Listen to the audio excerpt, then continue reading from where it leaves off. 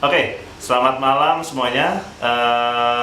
Kami dari kelompok PRISM ingin mempresentasikan tentang pengorbitan satelit dari PRISM. Dengan saya, Adi Krisna Rido Pramono 136080012. Kemudian saya Yusa Setion Nuswantoro, NIM 136080021. Saya Muhammad Nova Yusli, NIM 136090051.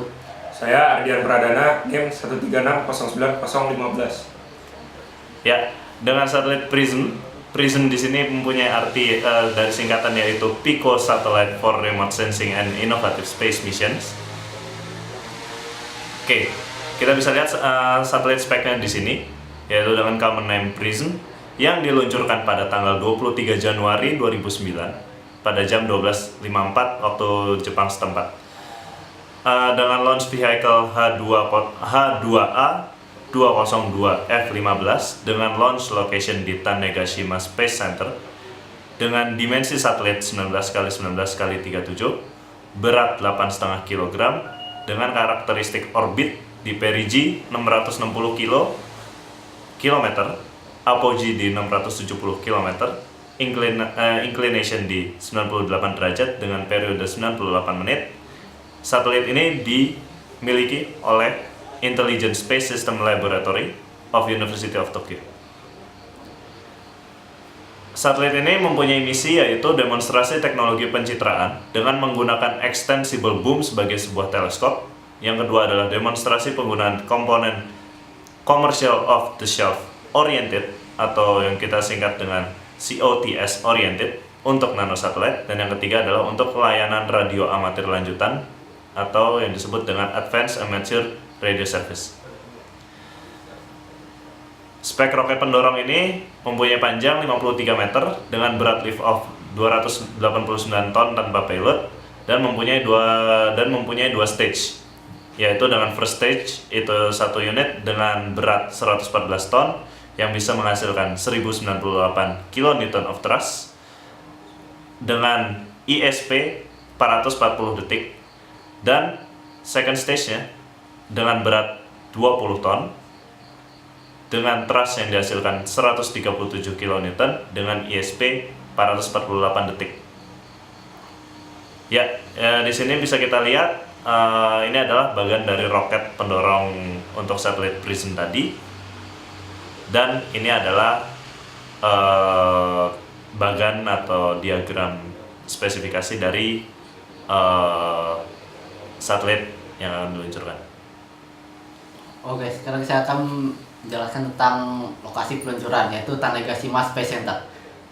Tanegashima Space Center ini terletak di longitude sebesar 30 derajat, 401 lintang utara dan latitude sebesar 130 derajat, 98 bujur timur. Tanegashima ini terletak di sebelah selatan Pulau Jepang, dan lokasi peluncurannya terletak di sebelah tenggara pulau tersebut.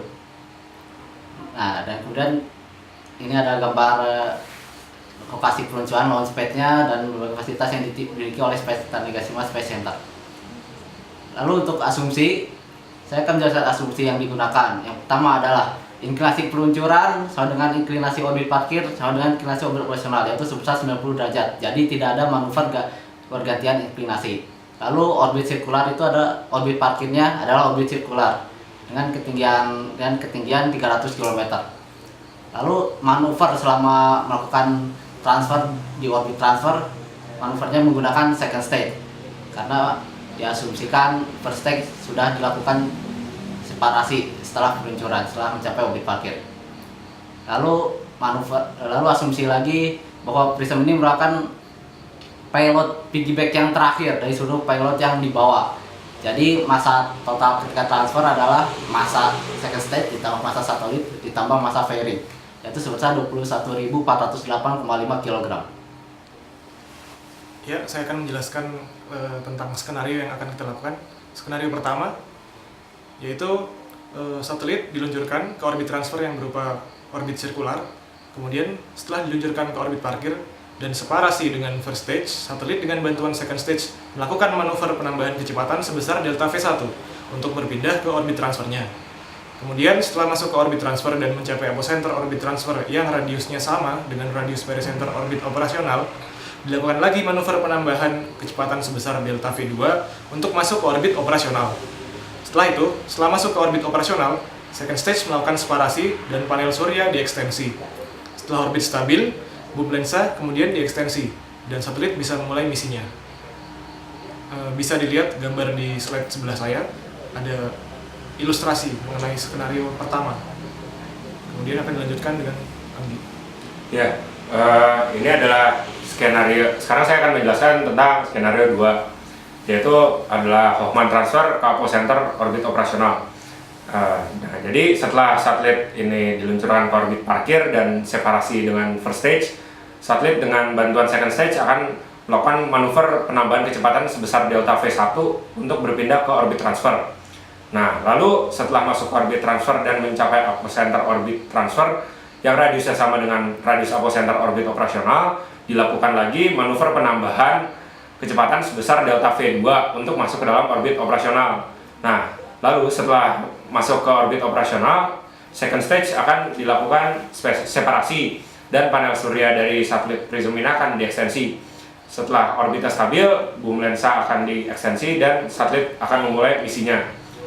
Nah, ini ada simulasi dari STK tentang peluncuran dengan menggunakan skenario 2. Nah, ini sekarang dapat dilihat hasil perhitungan dari skenario 1 dan skenario 2. Nah, dari hasil perhitungan ini dapat disimpulkan bahwa delta V total skenario 2 lebih kecil 0,0000028 km per second daripada skenario 1. Lalu massa propellan yang digunakan skenario 2 lebih kecil 0,013 kg daripada skenario 1.